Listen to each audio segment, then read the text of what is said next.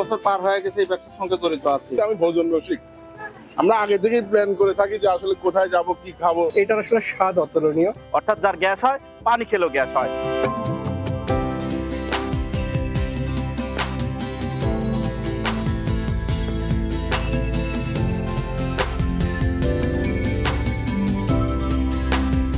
দর্শক, আজকে শোনাবো পাবনার বিখ্যাত পেঁয়াজুর গল্প, যে পেঁয়াজু খেতে অর্ডার করতে হয় আগের দিন, না হলে পাওয়া যায় না সেই পেঁয়াজু। অর্থাৎ অর্ডার না করলে ঘুরে যেতে হয় এই পেঁয়াজুর দোকান থেকে। চলুন জেনে নেব সেই গল্প।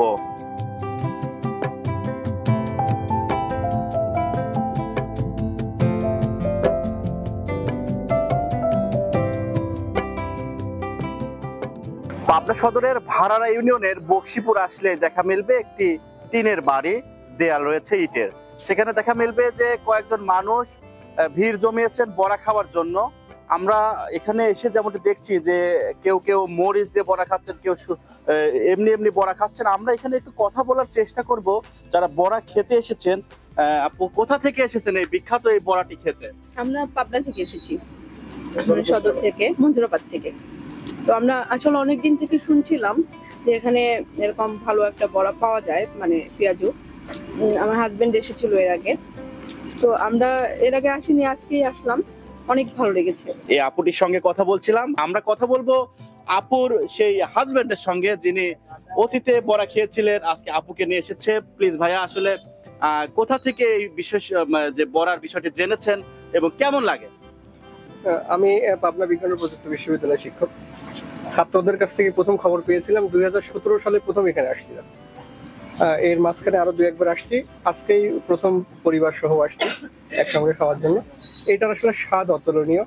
বাজারে যে পেঁয়াজ পাওয়া যায় আর এখানটার মধ্যে স্বাদের বিস্তর ডিফারেন্স। বাচ্চা সহ আসছি, এই ডিফারেন্সটা কি তাদেরকে বোঝানোর জন্য। তো ওদেরও ভালো লাগছে, আমরাও খুশি, সবাই খুশি।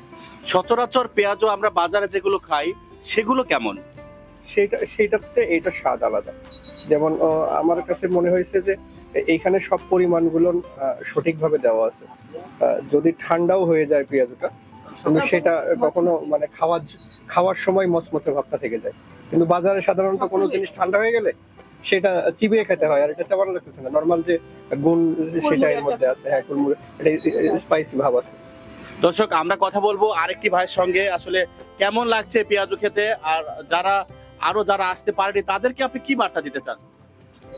আমি বলতে চাই যে যারা এই পেঁয়াজু এখনো টেস্ট করেনি তাদের অবশ্যই এই পেঁয়াজু খাওয়া উচিত, আর ডিফারেন্সটা বোঝা উচিত যে বাজারে কি ধরনের পেঁয়াজু আর এখানকার পেঁয়াজুর মধ্যে যে ডিফারেন্সটা তারা জানার দরকার তাদের সবার। আমি এর আগে এখানে কখনোই আসিনি, আজকে আমার শ্রদ্ধেয় স্যার এবং ম্যামের সঙ্গে এসেছি এবং আমার খুব ভালো লাগছে। আমার স্পেশালি এটা মনে হয়েছে যে আমরা সচরাচর বাইরে থেকে যে পেঁয়াজুটা খেয়ে থাকি সেখানে সম্ভবত ময়দার পরিমাণটা দেওয়া থাকে, যেটা স্যার বললো যে মুচমোচা ভাবটা থাকে না, পরবর্তীতে খেতে গেলে ওটা একটু চিমটা ধরনের হয়ে যায়, যেটা এখানকার পেঁয়াজের সঙ্গে পুরো ডিফারেন্স এটাই। হ্যাঁ, ধন্যবাদ। আমরা কয়েকজনের সঙ্গে কথা বলছিলাম, আমরা আরো একটি ভাইয়ের সঙ্গে কথা বলবো। কোথা থেকে এসেছেন আপনি? ভাই, আমি সাথিয়া থেকে এসেছি। আর এখানে আমি একটা 2 দিন আগে ফেসবুকে একটা ভিডিও দেখছিলাম, ভাইরাল হয়েছিল, তো ওইটা দেখে আসলাম, শহরে কাজে এসেছিলাম।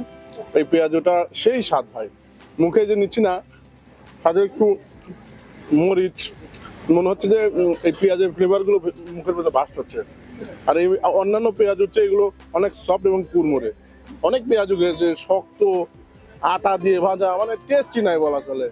এখানকার পেঁয়াজটা অস্থির ভাই, বাড়িয়ে বলবো না। কিনে খাচ্ছি, 1 কেজি কিনেছিলাম, আমি একাই 3 পোয়া খেয়েছি, আর আমার একটা ফ্রেন্ড আসছে, ও 1 পোয়া খেয়েছে। বেশ টেস্ট আর কি জিনিসটা।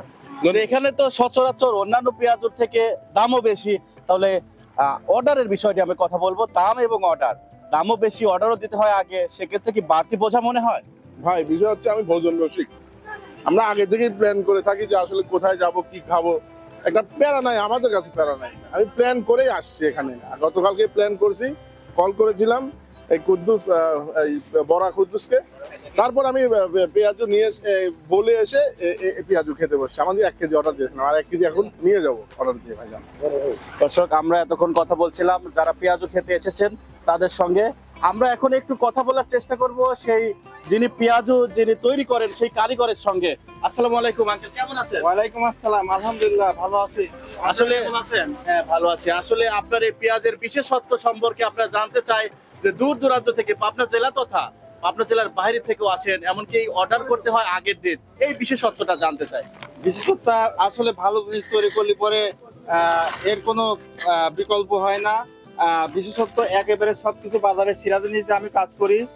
আর হচ্ছে বাজারের সেরা পেঁয়াজ, বাজারের সেরা চাউল, ভালো তেলটা আমি নিয়মিত একভাবে ব্যবহার করি নিয়ে, এটাই হচ্ছে মূল বিশেষত্ব।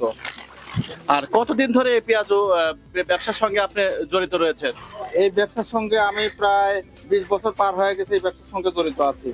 পেঁয়াজের দাম কেমন ওঠানামা করে শুনেছি, আসলে কেমন ওঠানামার বিষয়টা একটু জানতে চাই। ওঠানামার বিষয়টা হচ্ছে বাজারের দ্রব্যমূল্য যেরকম দাম হয় সেরকম ওঠানামা করে, সেরকম আমি ওইরকম শেয়ার বাজারের মতো ওইরকমই আমি বেচা কিনা করি। ধন্যবাদ আপনাকে। আসলে দর্শক, আপনারা যেমনটি আপনাদেরকে জানাচ্ছিলাম যে এই পেঁয়াজুর বিশেষত্ব সম্পর্কে জানালাম, যারা ভোজন রসিকরা রয়েছে পেঁয়াজু কেন খেতে আসে সেটাও আপনাদেরকে জানালাম।